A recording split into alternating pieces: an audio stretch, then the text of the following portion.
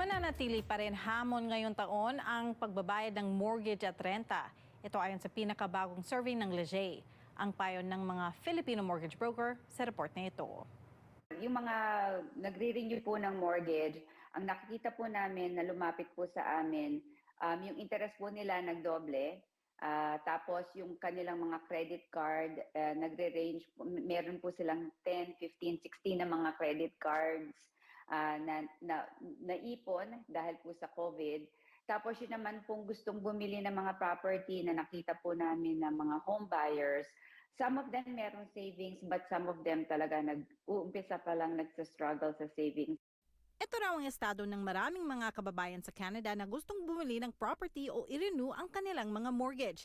Ayon sa ilang mga Filipino mortgage brokers galing sa British Columbia. Na for the past year or two, struggle po talaga ang napakaraming Pilipino.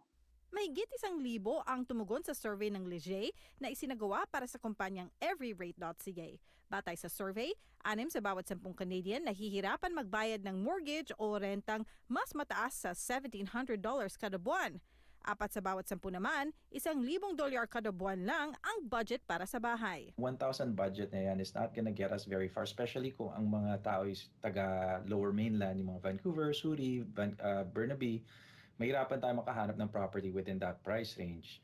Tsaka yung ultimo yung pati mga upa, yung sa 1,000, mahirap din makahanap ng mga upa-upahan na gano'n na lang ang amount. Pero typically, makahanap tayo siguro mga basement suite na 1 bedroom o yung mga ganong type of property pag gano'n ang budget nila. Pero pag bibili tayo sa 1,000 a month, lalo na sa Lower Mainland, medyo mahirapan tayo makahanap ng mga properties na ganyan. Pero pagdating sa mga ibang location, possible pa rin naman yung 1,000 a month na mortgage, no? Either siguro, syempre hindi siya Lower Mainland, mas malayo yan, kung either Prince George or Alberta. Umaabot na sa higit $4,000 kada buwan ang average monthly mortgage payment sa Vancouver. 42% sa tumugon sa survey ang kumikita ng mahigit $100,000 kada taon pero nahihirapan pa rin sa mortgage payment.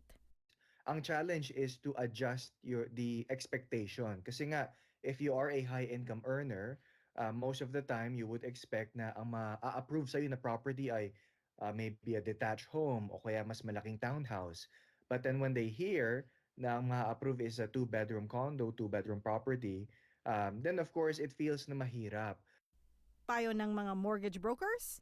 Debt swap refinance, as long as you have equity in your home, you will be able to do that because you can save hundreds and thousands of dollars. If you have credit cards, it'll take you like 50 years to pay that off. But if you do this, then you can pay it off in less period of time. For those who own a home, a lot of the people who have come to me lately actually for renewals are not really renewing. They're extending their amortization. They're refinancing and extending their amortization. And what that means is, for example, at the time of their renewal, their amortization is at 15 years. Some of them, they have the option to extend it to 20, 25, or even up to 30 years if needed. And that's going to improve their cash flow. At para naman sa mga kababayan na nais pumasok sa housing market, So aside from moving to different locations, another thing that we suggest is either strategically partnering up with a friend or a family or a relative to buy a property together para at least mas magaan yung bubuhatin. Sabi nga, alam mo yung bayanihan na idea natin, no, na mas magaan magbuhat ng mabigat na bagay kung marami tayong tulong-tulong.